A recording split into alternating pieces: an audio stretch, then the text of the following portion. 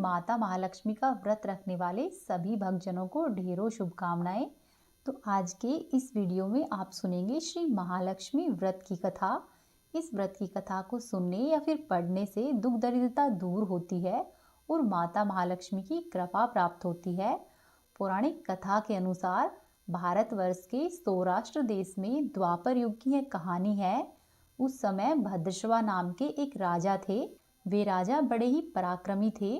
चारों वेद, 6 शास्त्र और 18 पुराणों का उन्हें ज्ञान था।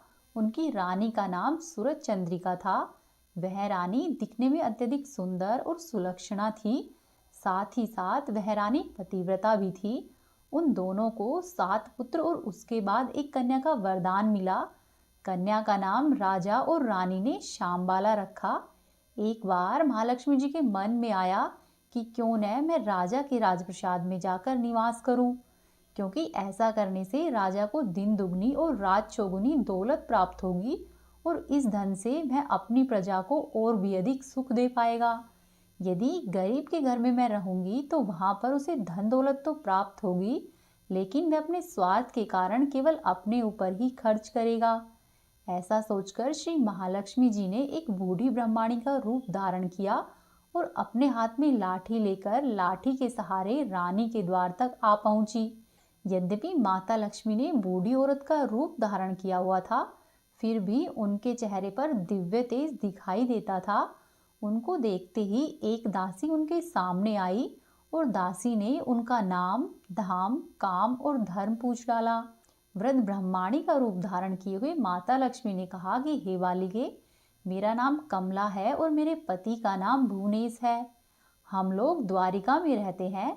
तुम्हारी रानी पिछले जन्म में एक वैश्य की पत्नी थी। वह वैश्य गरीब था। दरिद्रता के कारण हर रोज उनके घर में झगड़े होते थे तथा उसका पति रोज ही उसको मारता था। इन सब बातों से तंग आकर वह घर छोड़कर चली गई तथा जंगल में खाली पेट भटकने लगी। उसकी इस दुर्दशा पर मुझे दया आई। तब मैंने उसे सुख और संपत्ति देने वाला श्री महालक्ष्मी व्रत के बारे में बताया और उसकी कथा सुनाई। मेरे कहने पर उसने श्री महालक्ष्मी का व्रत किया और श्री महालक्ष्मी उसकी श्रद्धा और भक्ति भाव से प्रसन्न हुई और उसकी गरीबी को दूर किया। उसका घर संसार दौलत, संतति और संपत्ति से भर गया। बाद में पति पत्नी दोनों ही परलोक सिधारे।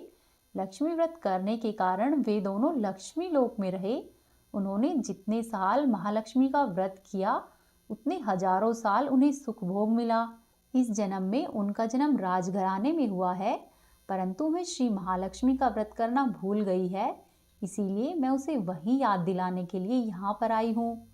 बुढ़िया की बातें सुनकर दासी ने उन्हें प्रणाम किया तथा श्री महालक्ष्मी का व्रत किस तरह से किया जाए इस बारे में सारी बातें बुढ़िया रूप धारे हुए माता महालक्ष्मी से पूछी। तब बुढ़िया रूप धारण किए हुए माता महालक्ष्मी ने दासी को पूजा विधि बताई, उस व्रत की महिमा बताई और व्रत कथा भी सुनाई। इसके बाद वह दासी माता को प्रणाम करके रानी को बताने के लिए अंदर गई। वहीं रानी राजमहल में रहते हुए राजवैभव के कारण उसे अपने ऐश्वर्य का बहुत अधिक घमंड हुआ था। संपत्ति तथा अधिकार की वजह से वह उन्मत्त हो गई थी। दासी द्वारा बताई गई बुढ़िया की बातें सुनकर रानी आग बबूला हो गई और राजद्वार पर आकर बुढ़िया का रूप धारण की हुई माता महालक्ष्मी पर वह बरस पड़ी। उसे यह मालूम नहीं था कि श्री महालक्ष्मी ही बुढ़िया का रूप धारण करके उसके द्वार तक आई है। परंतु रानी का इस कदर रूखा बर्ताव देखकर तथा अपने अनादर को देखकर माता रानी को वहां पर ठहरना अच्छा नहीं लगा। वे वहां से उल्टी चल पड़ी। रास्ते में जाते समय उन्हें राजकुमारी शांबाला मिली। तब शांबाला के पूछने पर उन्होंने सारी बातें शांबाला से कह सुनाई और शांबाला ने अपनी माता के व्यवहार के लिए माता महालक्ष्मी से क्षमा याचना की। माता लक्ष्मी को उस पर दया आई और उन्होंने शांबाला को श्री महालक्ष्मी व्रत के बारे में बताया। उस दिन मार्गशीर्ष माह का पहला गुरुवार था। शांबाला ने पूरी श्रद्धा से श्री महालक्ष्मी का व्रत रखा। फलस्वरूप राजा सिद्धेश्वर के सुपुत्र मालाधार से उसका विवाह हुआ। वह धन, दौलत, ऐश्वर्य और वैभव से मालामाल हो गई। पति के साथ ससुराल में आनंद से दिन बिताने लगी। इधर श्री महालक्ष्मी का रानी पर प्रकोप हुआ। फलस्वरूप राजा भद्रसुवा का राज्य एवं राज कारोबार धीरे धीरे नष्ट होने लगा। कुछ ही दिनों में उनकी यह हालत हो गई कि उन्हें खाने के लाले पड़ गए।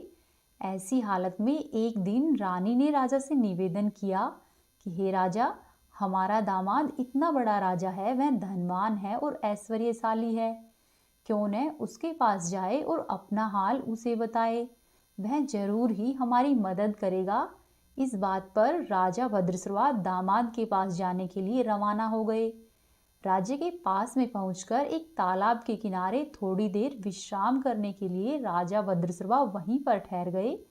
तालाब से पानी लेने आते और जाते हुए दासियों ने उन्हें देखा। तब उन्होंने विनम्रता पूर्वक उससे पूछताछ की और दासियों को यह मालूम हुआ कि ये तो रानी श्यामबाला के पिता है। तब दासियों ने दौड़ते हुए राजमहल में जाकर रानी श्यामबाला को सारी बातें कह सुनाई। रानी ने दासी के हाथ राज परिधान भेजकर बड़े ही ठाठ से अपने पिता का स्वागत किया और आदर सत्कार के साथ महल में लिवा ले आई। उनको खान पान करवाया और अच्छे से रहने की व्यवस्था करवा दी। कुछ दिनों के बाद जब राजा भद्रसुवा वापस से अपने महल में लौटने लगे तो उसकी बेटी ने सोने की मोहरों से भरा हुआ एक घड़ा दिया। राजा भद्रसुवा जब वापस लौटे तो उन्हें देखकर रानी सूरजचंद्रिका बहुत खुश हुई और उन्होंने वह घड़ा राजा के हाथों से ले लिया। जैसे ही उसने सोने की मोहरों से भरे हुए घड़े का मुंह खोला, पर ये क्या, घड़े में तो धन के बदले कोयले निकले। यह सब कुछ श्री महालक्ष्मी के प्रकोप से हुआ था। इस प्रकार दुर्दशा में कुछ दिन और बीत गए। इस बार रानी ने निश्चय किया कि मैं स्वयं ही अपनी कन्या के पास जाऊंगी। ऐसा विचार करके रानी स्वयं अपनी कन्या के पास गई। वह दिन अघन माह का अंतिम गुरुवार था। श्यामबाला ने श्री महालक्ष्मी का व्रत किया और पूजा की, साथ ही अपनी माता से भी व्रत करवाया। इसके बाद रानी अपने घर पर वापस आ गई। श्री महालक्ष्मी का व्रत रखने और पूजा पाठ करने से माता रानी उस पर प्रसन्न हुई और फिर से उसे अपना राजपाट, धन दौलत और ऐश्वर्य धीरे धीरे प्राप्त होने लग गया। फिर कुछ दिनों में ही उसे सब कुछ प्राप्त हुआ और वह सुख शांति और आनंद पूर्वक जीवन जीने लगी। कुछ दिनों के बाद उसकी कन्या श्यामबाला अपने पिता के घर पर आई। उसे देखकर रानी सूरजचंद्रिका को पुरानी बातें याद आ गई। यही कि श्यामबाला ने अपने पिता को कोयले से भरा हुआ घड़ा दिया था और जब मैं इसके घर पर गई तो इसने मुझे कुछ भी नहीं दिया। इस कारण श्यामबाला को अपने पिता के घर पर आने पर रानी ने उसका कोई आदर सत्कार नहीं किया। वहां आने पर श्यामबाला का अनादर हुआ, परंतु श्यामबाला ने इस बात का बुरा नहीं माना और अपने घर लौटते समय उसने अपने पिता के घर से थोड़ा सा नमक ले लिया। फिर श्यामबाला अपने घर पर लौट आई तो उसके पति ने पूछा कि अपने मायके से तुम क्या लाई हो। इस पर श्यामबाला ने कहा कि मैं तो वहां का सार लेकर आई हूँ। तब उसके पति ने पूछा कि इसका क्या मतलब हुआ। तब श्यामबाला ने कहा कि थोड़ा धीरज रखो, आपको सब मालूम हो जाएगा। और अपनी बात समझाने के लिए उस दिन श्यामबाला ने सारा भोजन स्वयं बनाया और उस दिन भोजन में नमक नहीं डाला, बिना नमक के ही भोजन बनाया और अपने पति को खाना परोस दिया। पति ने जब खाना चखा तो सारा खाना बिना नमक का था, इसीलिए उसे कोई स्वाद नहीं आया। तब श्यामबाला ने थाली में नमक डाला और ऐसा करने से सारा भोजन स्वादिष्ट हो गया। तब श्यामबाला ने कहा कि यही है मेरे मायके से लाया हुआ सार। पति को उसकी बातें सही लगी और फिर वे दोनों हंसी मजाक करते हुए भोजन करने लगे। कहा गया है कि इस तरह जो कोई भी श्रद्धा भाव से श्री महालक्ष्मी की पूजा करता है उसे महालक्ष्मी की कृपा प्राप्त होती है, सुख संपत्ति और शांति मिलती है, सभी मनोकामनाएं पूरी होती है। परंतु मनुष्य की इच्छा पूरी होने पर भी उसे माता रानी को भूलना नहीं चाहिए। हमेशा ही माता रानी की श्रद्धा और भक्ति से पूजा करनी चाहिए। अब आप सुनिए माता महालक्ष्मी का कृपा प्रार्थना स्रोत, जो कि देवराज इंद्र द्वारा किया गया है। देवराज इंद्र बोले कि श्री पीठ पर स्थित और देवताओं से पूजित होने वाली हे महामाए, तुम्हें नमस्कार है। हाथ में शंख, चक्र और गदा धारण करने वाली हे महालक्ष्मी, तुम्हें प्रणाम है। गरुड़ पर आरूढ़ होकर कोलासुर को भय देने वाली और समस्त पापों को हरने वाली हे भगवती महालक्ष्मी तुम्हें प्रणाम है। सब कुछ जानने वाली, सबको वरदान देने वाली, समस्त दुष्टों को भय देने वाली और सबके दुखों को दूर करने वाली हे महालक्ष्मी तुम्हें प्रणाम है। सिद्धि, बुद्धि, भोग और मोक्ष देने वाली हे मंत्रपूत भगवती महालक्ष्मी तुम्हें प्रणाम है। हे देवी आदि अनंत रहित आदि शक्ति हे महेश्वरी हे योग से प्रकट हुई भगवती महालक्ष्मी तुम्हें बारंबार प्रणाम है। हे देवी तुम स्थूल, सूक्ष्म और महारौद्र रूपिणी हो, महाशक्ति हो, महोदरा हो और बड़े बड़े पापों का नाश करने वाली हो। हे देवी महालक्ष्मी तुम्हें नमस्कार है। हे कमल के आसन पर विराजमान पर ब्रह्म स्वरूपिणी हे देवी हे परमेश्वरी हे जगदम्बे हे महालक्ष्मी तुम्हें मेरा प्रणाम है। हे देवी तुम श्वेत एवं लाल वस्त्र धारण करने वाली और नाना प्रकार के अलंकारों से विभूषिता हो, संपूर्ण जगत में व्याप्त एवं अखिल लोक को जन्म देने वाली हो।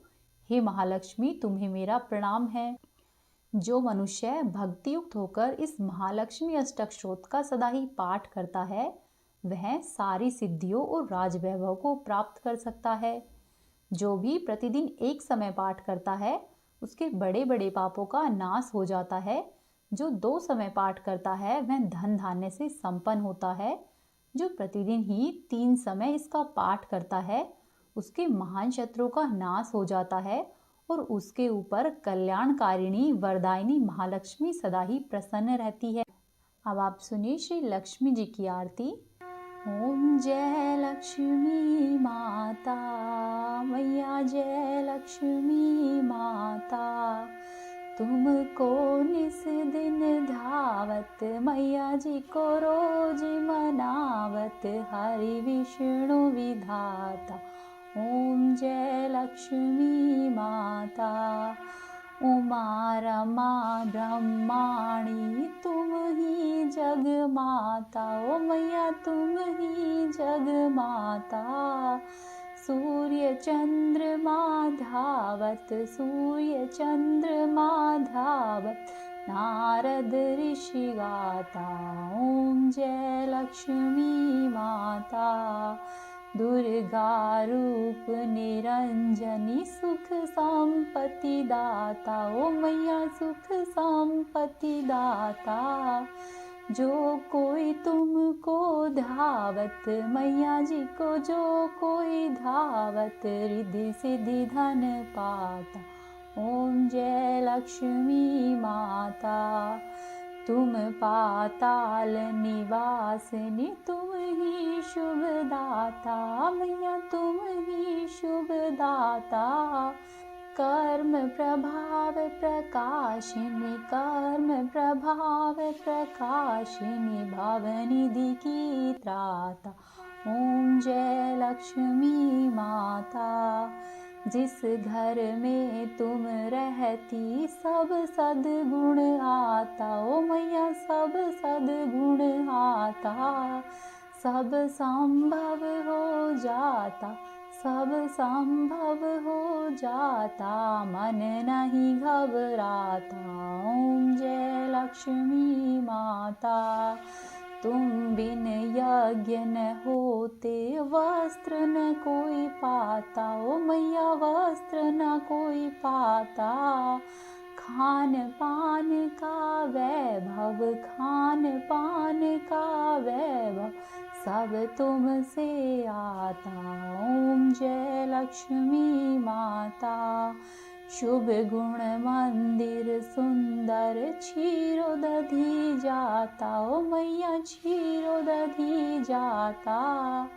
रत्न चतुर्दश तुम बिन, रत्न चतुर्दश तुम कोई नहीं पाता।